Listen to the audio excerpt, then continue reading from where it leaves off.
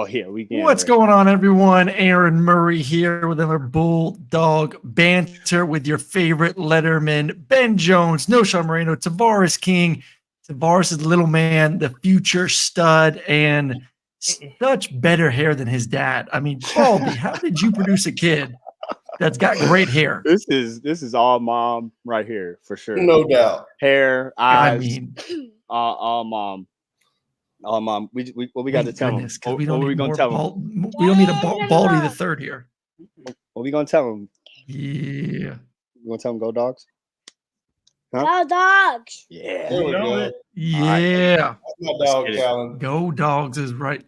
I appreciate everyone joining us. I am live from a different spot tonight. I am in Baton Rouge. I had to get out of Atlanta a day early to avoid the hurricane. I'll be on the call this weekend for their game versus South Alabama. But we're not here to talk about that. We're here to talk about Georgia versus Alabama. Maybe the best game of the football season, fellas, is going to happen this weekend in Tuscaloosa as Georgia, now the number 2 team in the country, go on the road to face the Nick number Saban. two no more. Less. I ain't think they're number 2. Who? Yeah, the number Georgia's 2. number 2. Are There they? we are. I thought they dropped us number to 2. 3. All right. You know, so many damn polls out there. All right. 2. Knowshon over here can interrupt the flow and not even have the right fucking stats. Unbelievable. All right, boys, let's jump into it. Appreciate everyone joining us right now. Like, subscribe. We just dropped a Malachi Starks and Miles Thorne video on the YouTube channel earlier on today, so make sure you go check that out. Really good stuff from the star safety and how he's preparing to go against Jalen and Alabama's offense and Kalen DeBoer. So go check that out right after you watch this. Leave your comments in the chat as well. We'll get to them throughout the game, or excuse me, the stream. And don't forget, we are sponsored by Prize Picks. Promo code TPL, $50 off your first $5 lineup when you play. We'll be giving our picks for the weekend about middle of the show. All right, boys, let's jump right into it. Big weekend. We know Alabama has been the big monkey on the back, able to get through it with a national championship a couple years ago, but still, you look at the overall record, Georgia versus Bama over the past decade has not been good at all. Let's just admit it. How important is it for Kirby to win this game because of the fact that Nick Saban's on the other sideline? TK, you're first. I mean, you said it. This game has always been a marquee game. It's always been the game. We got to treat it as a one game season, really. But it's super important, bro. I think it's super important. No Saban. That in Tuscaloosa, I think it's a huge game, bro. I think it kind of gets that monkey off the back, and I think the no Saban thing is kind of in people's head. But I think it's huge, bro. I think it'll be huge. I think it'll be big for him to go down there, back where he kind of started, and make a huge statement down there. You know what I'm saying? Ben, must win just for Kirby and where he is as a coach in college football. Kalen DeBoer went to the national championship last year. Now the head coach of Alabama, very talented coach. Resume is absolutely incredible, but obviously he's not Nick Saban. So is this a must-win situation for Kirby? I say it goes a long way because the recruits, you can say, hey, Saban's not there no more. We can show them who's the pinnacle of college football. Everything's got to run through us. Saban's gone. So it's not only a big win to put us – because we got a hard schedule. I think it goes farther than just a win. Like, it's everything with it, the recruiting side of it. And because it's the thing, like, all those recruits are like, hey, is this still Alabama? Is this the team that we saw for the last 15 years? Or is this something different? So this is the time that we can put our foot on them and dominate the SEC. So, Knowshon, let me flip it like this then for you real quick. Is there more pressure on Kirby Smart to win this game to solidify himself as maybe the king of college football? Or is there more pressure on Kalen DeBoer, really in his first true test, replacing Nick Saban? Who has more pressure in this game? And the fact that it's in Tuscaloosa too. Yeah, I would have to say Kirby. You know what I mean? There are a lot of new faces on this whole team. There are some guys that know this rivalry between the two teams, but there's a couple transfers, and there's some guys that are just new to the game. So I think it's just really honestly more pressure on Kirby to say, "Hey, I am the best coach in the whole NCAA." You know what I mean, all around. So I would put more pressure on him. We're gonna need this one. It's gonna be a tough one. Is there, and anyone can say yes or no on this one, I'm just going to throw it out there for anyone to jump in. Is there a Georgia Alabama issue for the Dogs? Like straight up, like because there's been games where like we've gone in to go play Alabama and I was 100% sure we were going to win. A couple years ago in SEC championship game, I was sure as hell we were going to beat them. They beat us. Obviously, we got revenge in the national championship. Last year, I was sure we were going to beat them. Thought we were the better team. They beat us in the SEC championship game. Like, what? It just, to me, it seems like at times we even have the better roster, have the better team, yet we don't get the victory. Like, what is it about it? Or is it just straight up bad luck? Anyone? Any ideas? I mean, I guess it could be a little bit of the bad luck thing. We know the Tyler Simmons deal. We know, we've seen them bring two different quarterbacks in and do some crazy stuff. So I mean, yeah, we have had some bad breaks. But that's football. At the end of the day, you gotta line up, match up, and compete and get it done. And that's something that, let's be honest, we haven't done versus these guys. So that has to be at the forefront of every player's mind. Like we have to get it done. Like that question you asked in the beginning, it's not a Kirby thing. It's not. It's a Georgia thing. We've got to get it done.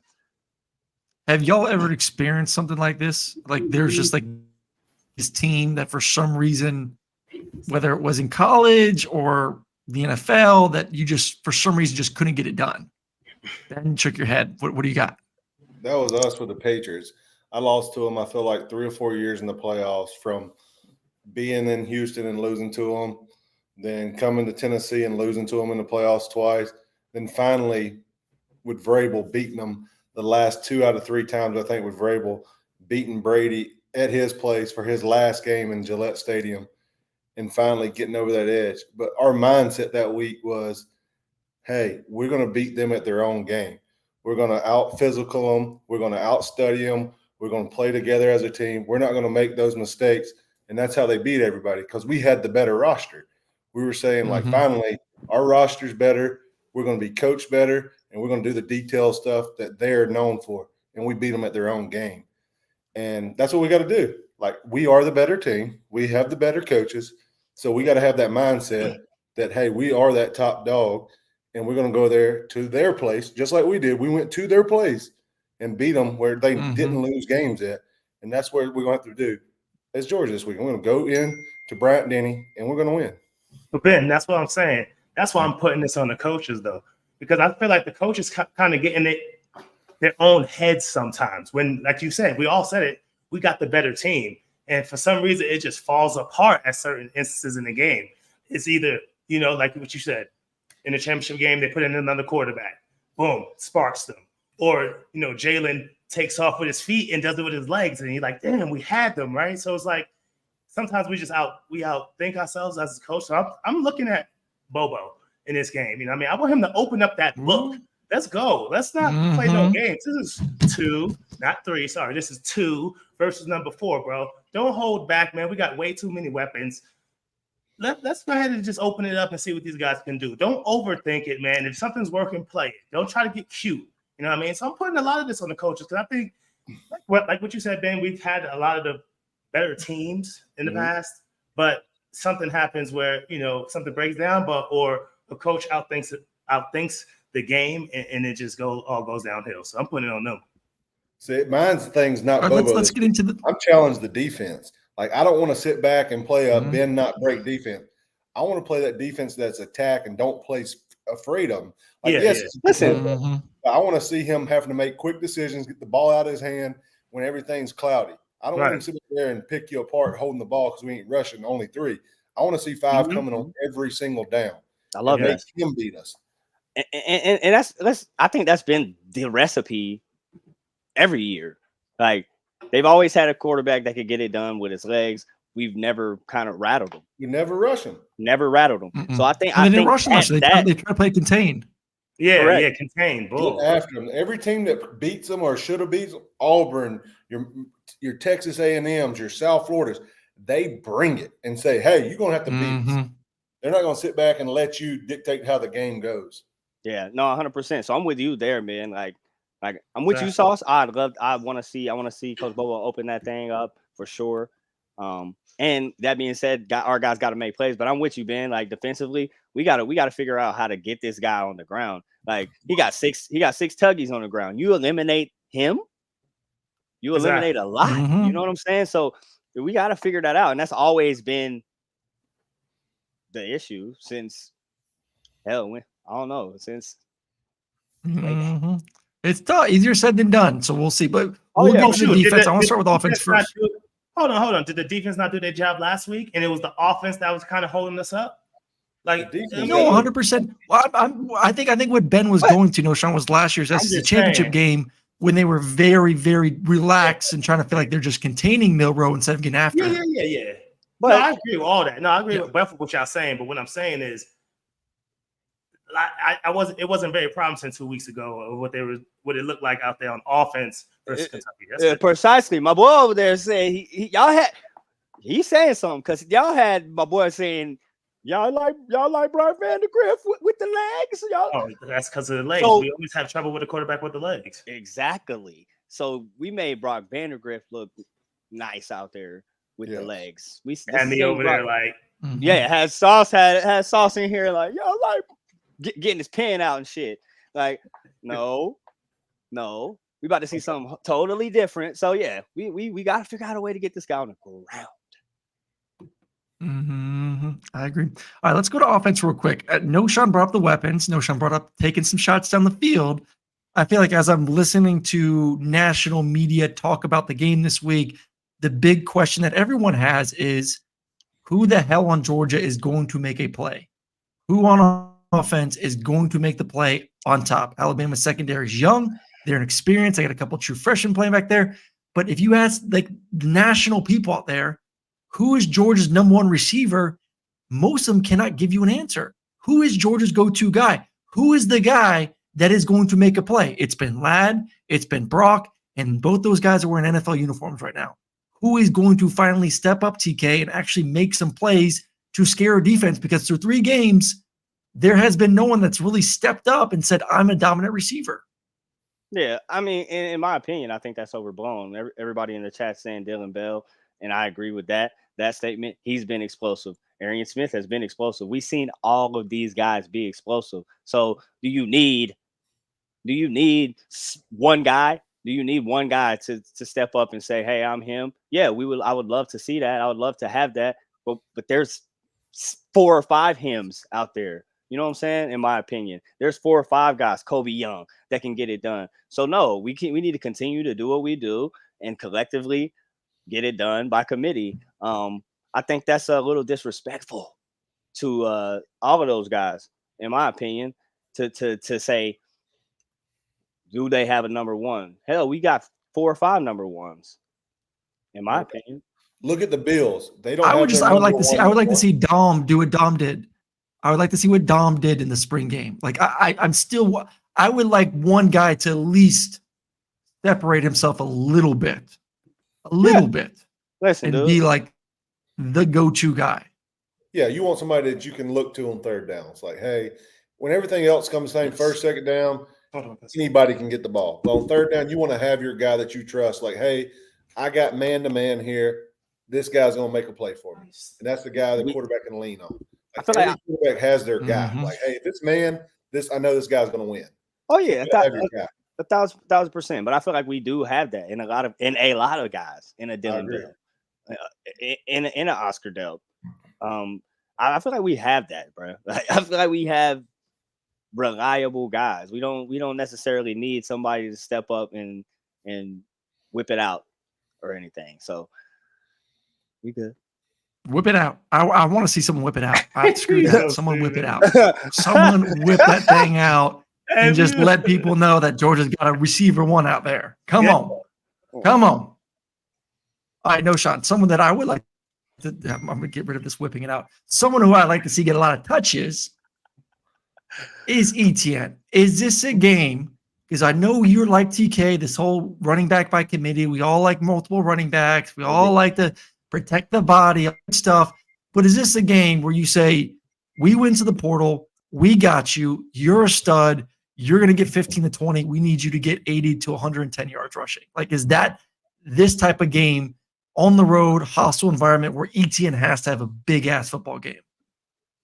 I think last week kind of gave him a taste of what it's going to be like going forward. Oh, 2 weeks ago versus Kentucky. We needed him on the ground late in the game. I thought he got some really tough yards. He had over 70, I believe. Still didn't get in that zone, though, which is crazy, right? Especially when we get down to the red zone. You know, they're putting Branson in. You know what I mean? They're putting big boys in and let them run that thing downhill. I love to see it. We're going to need this every week going forward. So, yeah, I think, like I said, yeah, we're going to need him. We're going to need him this week for sure. Hopefully it doesn't get out of control. I think it's just it'll be one of those grind out games, close game, so that we are going to need to run the ball and keep that clock going, and at the same time keep that distance short. You know what I mean? Down the distance manageable. So we're going to need them. We're going to see what's up. We're going to need all the backs, just like the receivers, though. We're going to need all the backs. You know what I'm saying?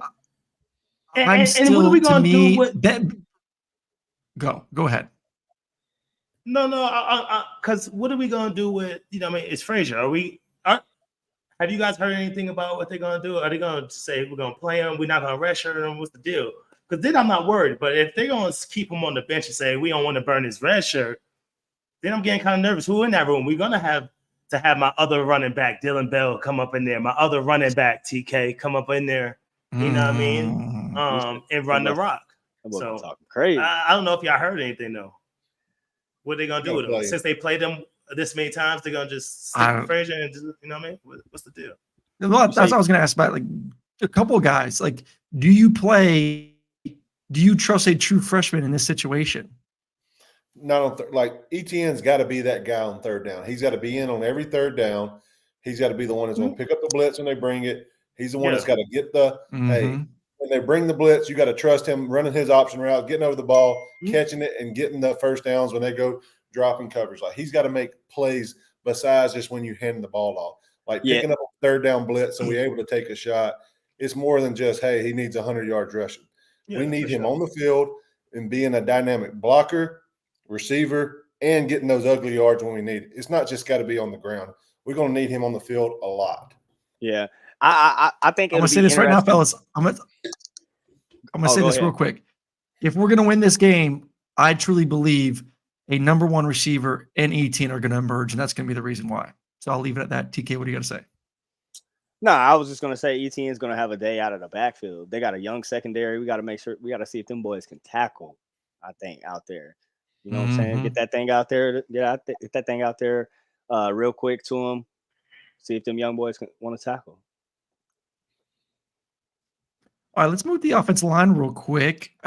Eddie from the chat has a question for Ben. Kirby has mentioned communication issues on the line. Is this Jared Wilson still finding his way to replace SVP as the starter? Kind of what are your thoughts? Or did the injury set him back was the second part of the question. Like how long is that? How long does it take you as a center to gain the confidence and go out there, especially a road environment, and make some of these big time calls?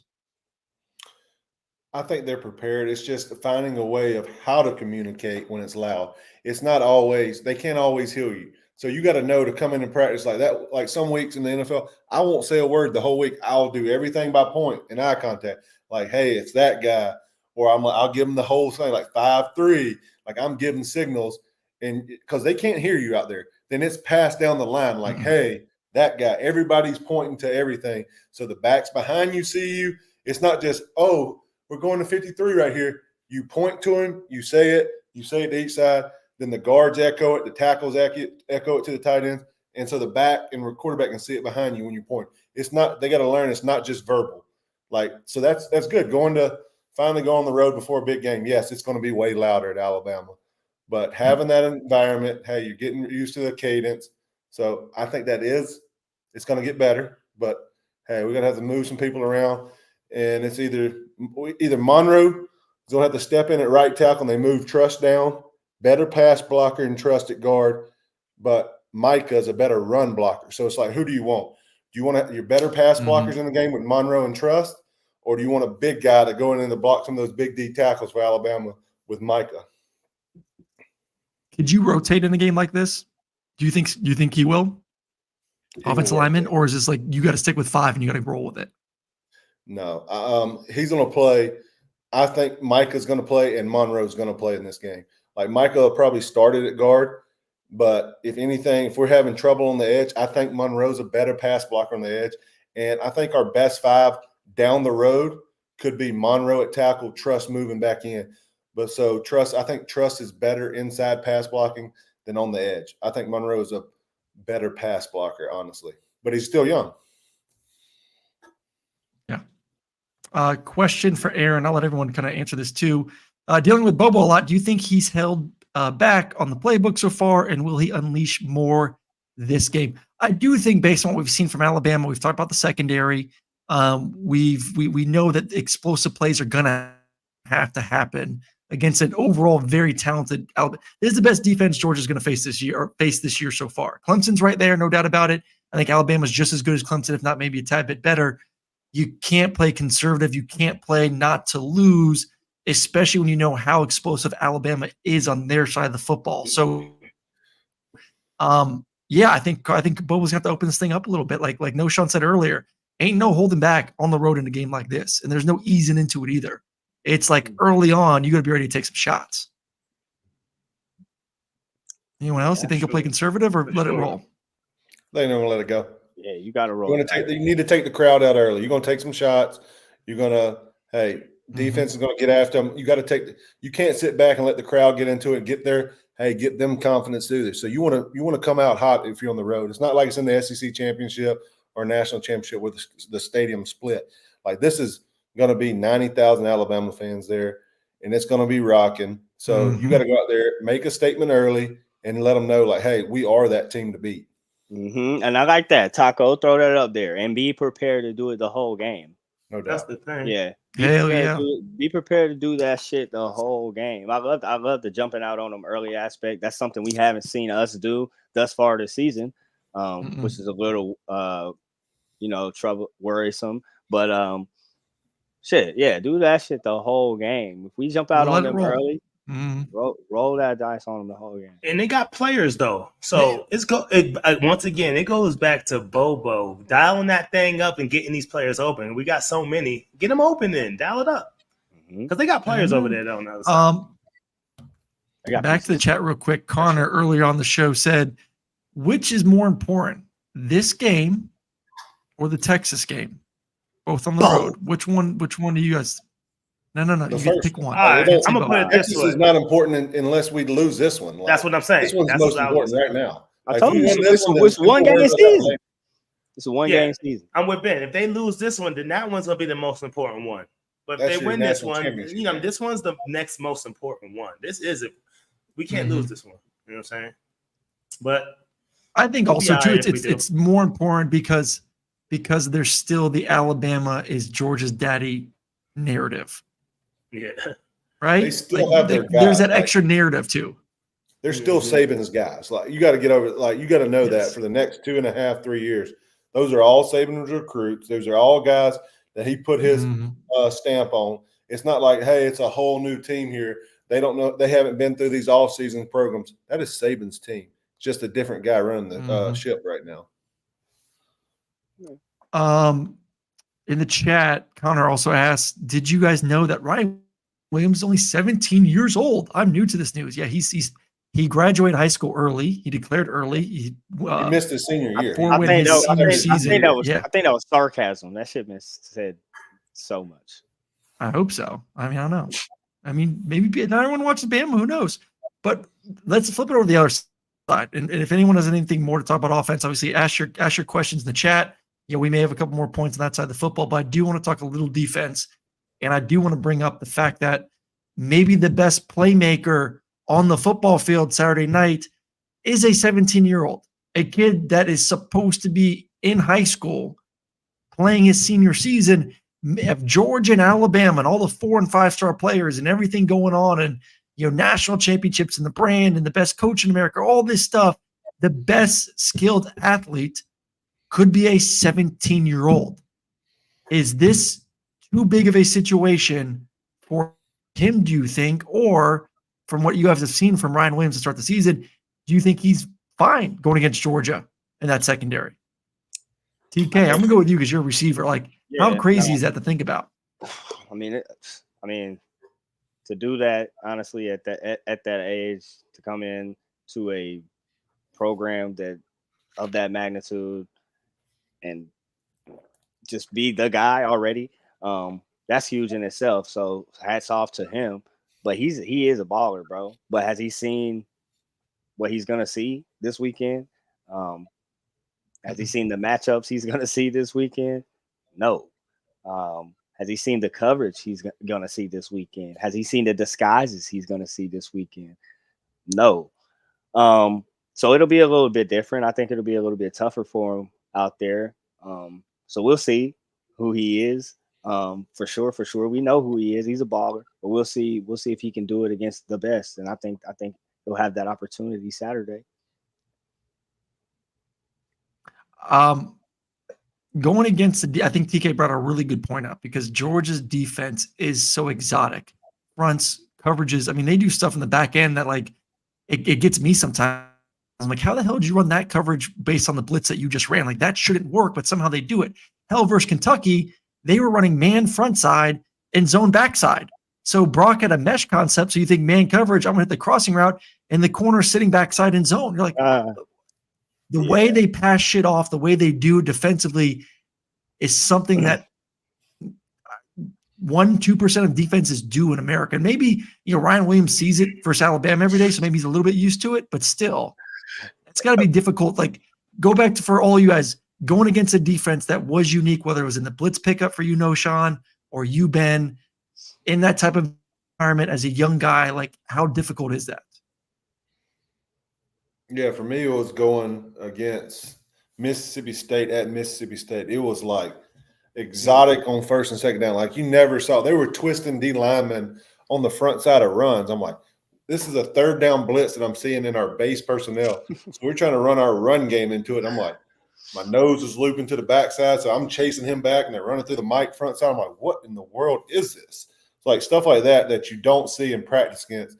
Like I feel like going back to Saban, and you saw the same defense. Like you knew what you're going to get on the other side. Mm-hmm. They're going to two gap.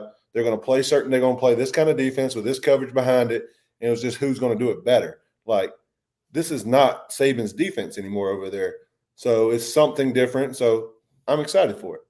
I'm glad that he's out of here. Get out of here. He needs to stay up there in that box. He don't need to be there all week. Don't need to be giving him any nuggets.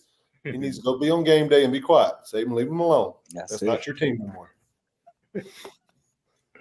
All right, Jalen, the mobility. I think we talked about this a little bit earlier, but any additional thoughts on how to attack him, Knowshon? Is it just balls to the wall, bring 5-6? Do you have to mix it up with a variety of like that plus drop 8?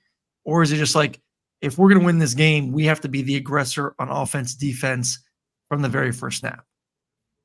No, you definitely, just like we talked about earlier, you got to be aggressive. Bring more than they can block, but at the same time, don't let him get comfortable back there. You know what I mean? I know we say don't let him use his legs, but at the same time, push him out one way, kind of use him like bracket him one way where you have maybe a blitz come the opposite way so you can catch him right off guard. He hasn't been doing it too crazy with his arms this whole season. You know what I mean? I don't think he had a 200-yard game passing. I have to check that.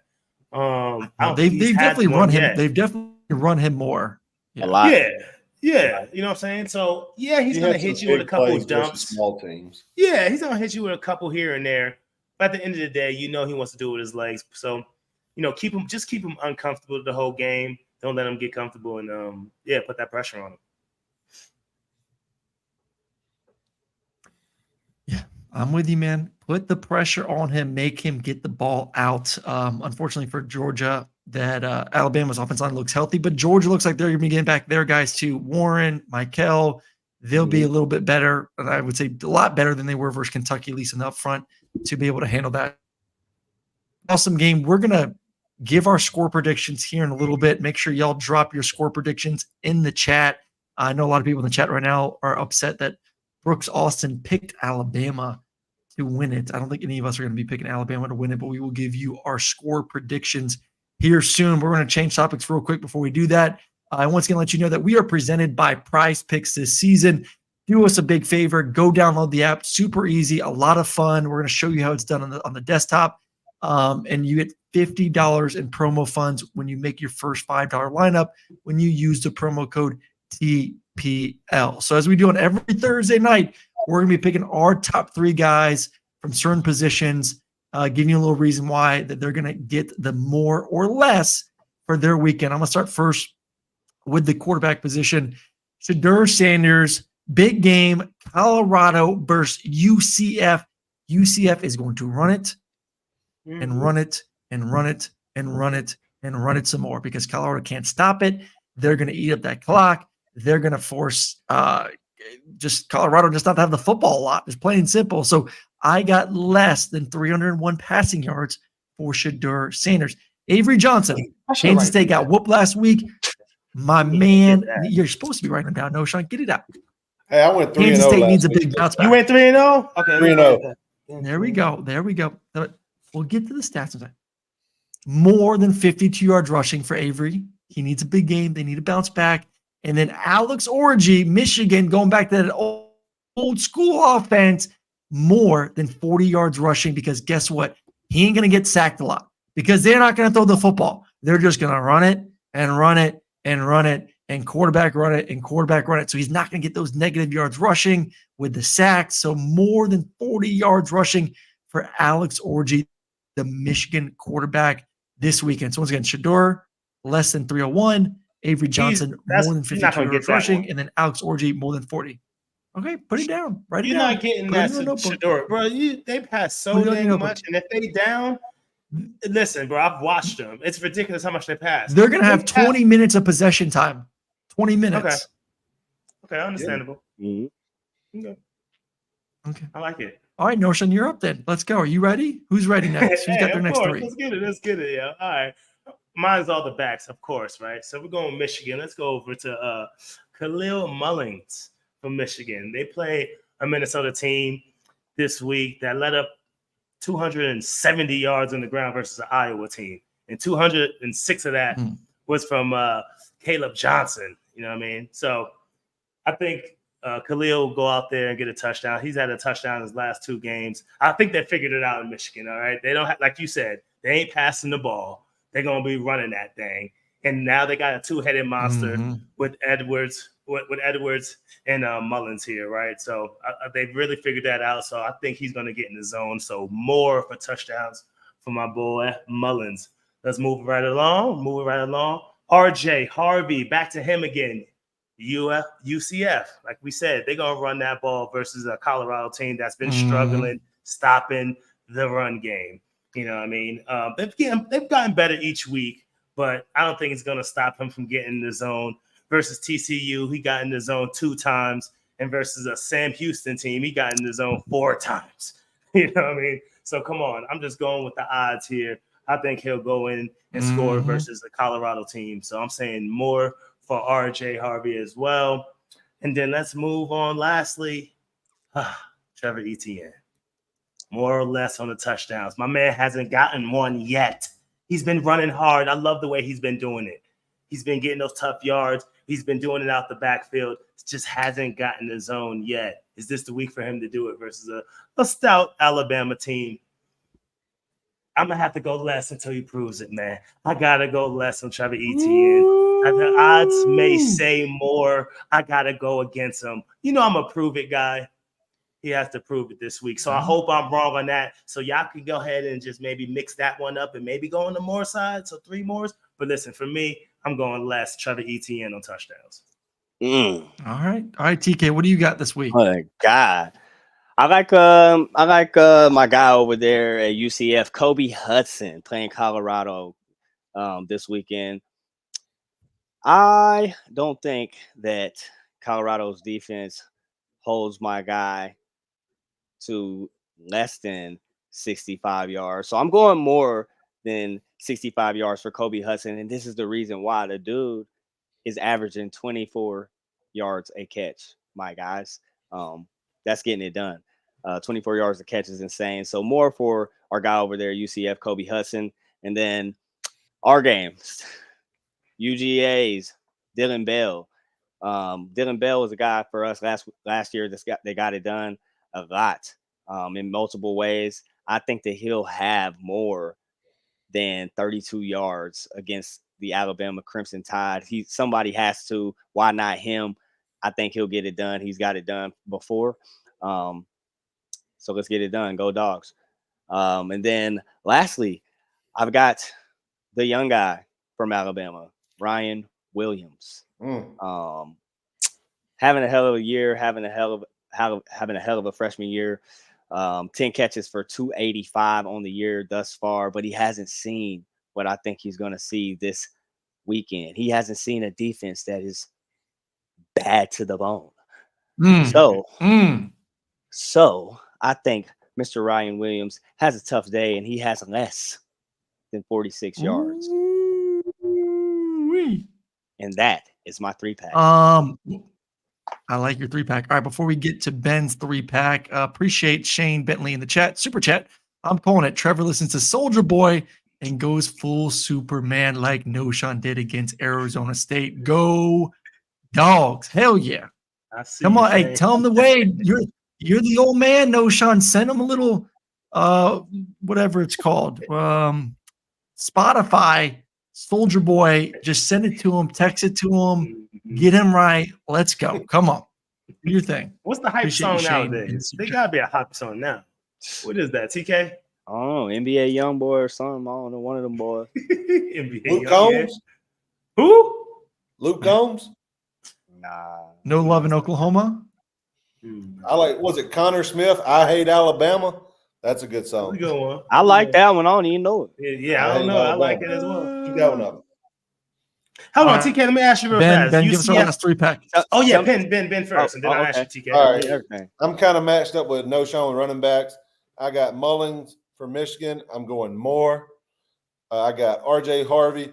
He's got to get 118 yards, and he's playing Florida and he's playing Colorado. Moore.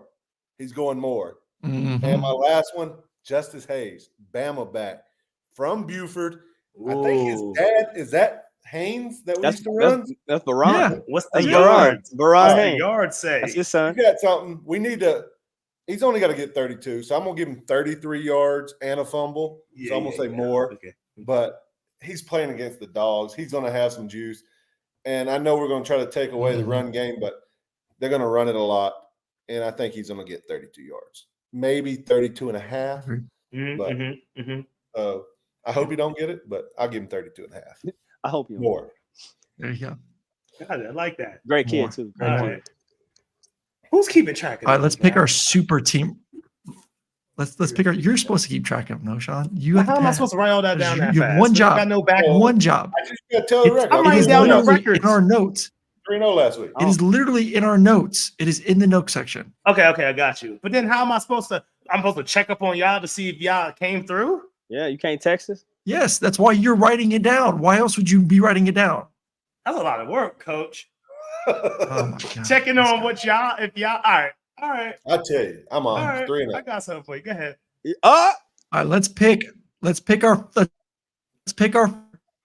top picks from each of our groupings. I'm gonna go with Alex Orji, more than 40 rushing yards for Michigan. Okay. Ben, who's your top I got one? Justice Hayes for over 32. More than 32. More than 32. Give me Dylan Bell. Give me Dylan. You know what? Let's go crazy. Nope, give me Dylan Bell. More than 32. Dylan Bell, more than 32 yards. Why you ain't I pulling know, it up? I Sean. wanna Who's see your you picking super? it. Oh, you want picking them? me to see the bad to the bonage? You Pause. in there picking them? Nah. All right, make okay, sure go you're ahead, picking do it. your He thing. usually puts it up on the screen. Production, man, lately, man. I tell you. Slacking. No. Yeah. I'm in a different state where I can't pull up Price Picks in Louisiana, unfortunately. Oh, word? So that's Okay, why okay. it's not on the screen. Okay. Yes. Excuses. In Georgia, you Anyway, can use it. Excuses. There you go. Let me see. Now, message you. Yo, it really it's a toss up between Mullins and RJ. So really, either one of those. Let's just go Mullins. Let's go Mullins versus that Minnesota team. Okay. Let's do it. The All right, tub. there's our 4-pack for everyone. Once again, please do us a big favor, and it's a lot of fun, super easy to use. Go download Prize Picks right now on your phone, on your computer. $50 in promo funds when you use the promo code TPL for your first $5 lineup. Go have some fun this weekend and go make some moolah. All right, before we get out of here, this is the time we've all been waiting for. We're going to pick some scores. We'll go around the horn, and Knowshon will finish it off as usual. So, TK, you're up first. What is going to be the final score this weekend? Ooh. I'm going 35-28 Dawgs. Don't hate that one. Ben? 31-17. I'm going to go 31-21. 31-21. Nice. Knowshon? I should have been writing these down. Give me something like it's either 27-21 or 24-21 Dogs. Something like that. So Pick one. All right. Give me a First he wants to pick 2 bets for the bets. Now he wants 2 scores. All right, Make a give me that decision. 24-21, baby. 24-21. All right, write it down. That's tight. That's too tight. That's too tight, but I know it's tight. It's tight, coach. Yeah, we all said 40 good football something. teams. Yeah, we all said 40 something. You said Murray said 40 something to 0 last week, 2 weeks ago versus Kentucky. So, my man. First of all, we all said like 30s and 40s. Okay, yeah. Don't just single me out here. We all were in the very similar ballpark there. Okay, very similar ballpark. Oh, man. That's right, Miss Diane, Miss Collins. Yes, great minds. Appreciate everyone joining us right now. Going to be a great weekend. Everyone in Georgia, stay safe. I know the storm's hitting tonight and into tomorrow morning. I know some people are asking about the weather and how that affects both these teams. I just looked. Tuscaloosa looks great tomorrow and Saturday. So like no rain at all. Should be a beautiful night of football when Georgia rolls into town to take on the Crimson Tide. So we appreciate you joining us. Once again, don't forget, like, subscribe, all that good stuff. But also Malachi and Miles just released their video on the Players Lounge YouTube channel. If you want to get a current player's perspective as they get ready for this matchup, go check that video out and continue to support us here at the Players Lounge. So until then, we will be back Sunday with a recap show and hopefully talking about how good them Dogs looked. Until then, we'll see you. Have a great weekend. Go Dogs. Go Dogs.